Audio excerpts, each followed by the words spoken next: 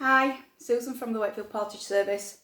An introduction to threading. So we're not using threading toys and pieces of laces and strings because that's really difficult to start with. So just some household items. This is just an old threading reel that I've picked up along the way. You could use the towel holder for your paper towels, or if you've got a mug tree with the things that come off. Very simple.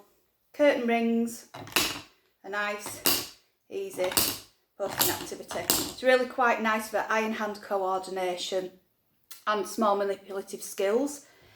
The mug tree is very nice because obviously it's at different angles. We can help our child hand over hand, taking them off, starting again. So that's a nice big activity. When we've done that, we can move down to something a bit smaller. This is just a hammer out of a peg knocking activity, and we can hold this in our hand and post on there. You might need to hold it for your child. You might need to help hand over hand, because when a child's doing two things, the eye and hand coordination, the small manipulative skills, the thinking, I'm holding that, that's a little bit harder. So hand over hand, hold the stick for your child, hold the stick hand in hand, and then let your child have a go on their own. Moving it down again. Again, it's smaller. You could maybe find some smaller rings.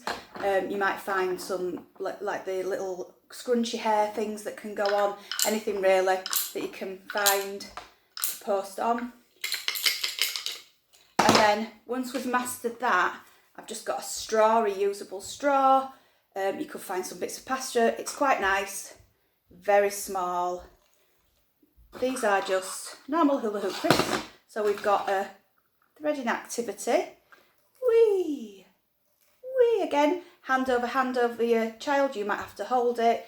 You might have to hold it with your child's hand, progressing to the child threading on their own. It's also quite a nice eating activity. So we can post one, thread one, and eat one. When your child's mastered that skill, then we can start looking at using more of a cord. You might get the threading beads that have got a bigger hole, smaller hole, working down to smaller things. If you do have a cord, it's quite nice to wrap sellotape around the end so that it's a bit of a thicker stick to get it on, and then onto the flexible cord. I hope that's given you some simple ideas on early threading skills. Thank you for watching.